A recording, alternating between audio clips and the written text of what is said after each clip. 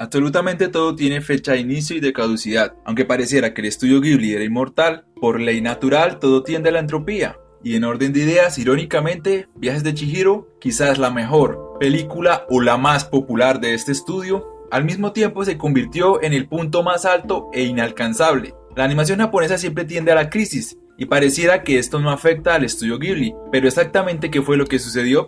Primero debemos definir los géneros insignia de este estudio, y serían los siguientes: surrealismo, realismo, realismo mágico, drama, romance, aventura, infantil, fantasía y comedia. Podríamos agrupar el surrealismo, aventura, realismo mágico como sus fortalezas, comedia, drama, romance y realismo como sus debilidades o posibles amenazas, y por último el género infantil, fantasía como agregado. Como se puede observar, todas las películas que representaron la fortaleza de este estudio fueron dirigidas por Hayao Miyazaki, y su más grande fracaso, Cuentos de Terramar, fue dirigida por su hijo Goro. Las posibles amenazas vemos en contraste a La tumba de las luciérnagas, proclamando a Isao Takahata como un genio que es capaz de remar en contra de la corriente, pero al mismo tiempo fracasando con Mis vecinos los Yamada, y se le suma Puedo escuchar el mar, de Tomomi Mochizuki. Y como agregados, géneros infantil y fantasía, Totoro, Pompoco y Ponyo. Como pueden ver, el viaje de Chihiro tiene un poco de cada uno de estos géneros. Coincidencialmente es el más grande éxito internacional de Ghibli. En Náusica, el Valle del Viento, técnicamente todavía no estaba constituido Ghibli, pero se puede considerar como su primer trabajo, siendo una entrega de calidad dirigida por Hayao Miyazaki, manteniendo en esa misma línea de calidad. Luego apareció El castillo en el cielo, del mismo director. En contraste, Isao Takahata, con drama y realismo, demostraba por qué técnicamente para algunos es considerado como el mejor director, con su película La tumba de las luciérnagas. Cambiando de enfoque, Hayao Miyazaki presentaba a Mi vecino Totoro como un agregado infantil fantástico, con Kiki's Delivery Service, Recuerdos del ayer, Porco Rosso y Puedo escuchar el mar, una seguidilla de películas realistas y con un toque de fantasía traían el primer declive del estudio. Luego con Pompoco y Susurros del corazón trataban de devolver el estatus que habían perdido, y con La princesa Mononoke recurrieron a su fortaleza de realismo mágico para volver a recuperar la cima. Lamentablemente, con Mis vecinos los Yamada, un gran fracaso en términos económicos les quitó la libertad al estudio, y ahora estaban más prevenidos y seleccionaban cuidadosamente la siguiente película a producir. Y como si fuera un milagro de doble filo, llega El viaje de Chihiro, el mayor éxito del estudio Ghibli. Incluso ganó un Oscar. Aún más, la única película de anime que ha ganado este premio. Hago alusión al doble filo porque precisamente no volverían a tener este éxito, y este sería el punto que marcaría el descenso del estudio. Precisamente como balanceando cargas, otro fracaso inminente casi de las proporciones de Mis vecinos los Yamada,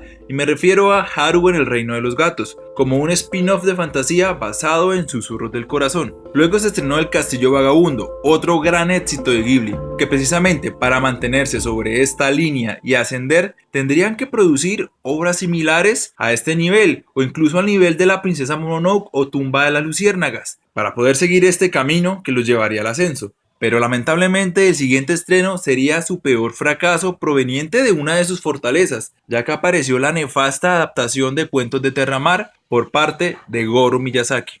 Este vaivén de picos entre éxito y fracaso causarían una inestabilidad irremediable. Los siguientes estrenos fueron Ponyo, Arrietty en el mundo de los diminutos y La colina de las amapolas, acudiendo a sus debilidades con ciertos agregados. Luego llegamos a El viento se levanta, película atractiva, ya que con esta Hayao Miyazaki se retiraba del estudio Ghibli, y como dato curioso, Hideki Anno hizo la voz del protagonista. Una película muy realista para este director, pero claro, siempre con ese toque que lo caracterizaba, tanto así que al final resulta conmovedor. Pero aún así esta película solo fue atractiva por ser la despedida de Hayao Miyazaki.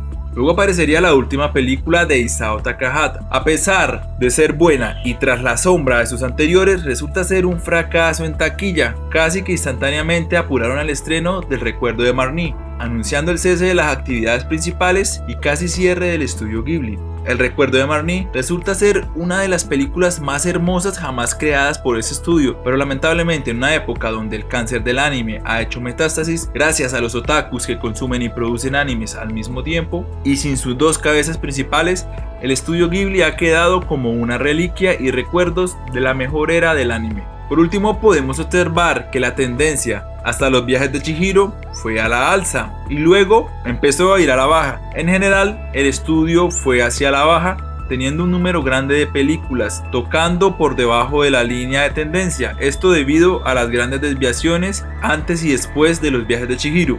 Además, podemos ver que la mayoría de las películas fueron de Hayao Miyazaki y en general fueron exitosas, siempre se mantuvo en equilibrio. Por otro lado, Isao Takahata tuvo mayores desviaciones, más desbalanceado entre el éxito y el fracaso. Aún así, es muy probable que Isao Takahata sea mejor director que Hayao Miyazaki, pero Miyazaki es un genio incomparable, que le dio su estilo característico a Ghibli y tal vez como todo genio que roza con la locura y el egoísmo, no dejó heredero de su legado, ni siquiera a su hijo Goro, y eso quedó demostrado en Cuentos de Terramar.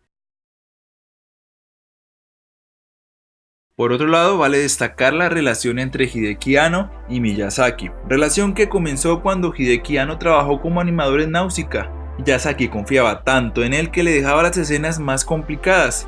Miyazaki creó el logo de Anime Expo. Es probable que Hideki Anno le aprendiera mucho, pero a diferencia, Hideki Anno tiene mejor visión de negocios. También comparten la creencia anti-otaku de la crisis del anime. Mientras Ghibli y Gainax les llegaba su hora, Hideki Anno ya había preparado Kara y su termómetro experimental Anime Expo, demostrando que es capaz de adaptarse a las nuevas tendencias con identidad propia y sin perder la dignidad. Ghibli es irreemplazable y su eterno amor por la belleza proyectada en la animación quedará en la memoria de la industria.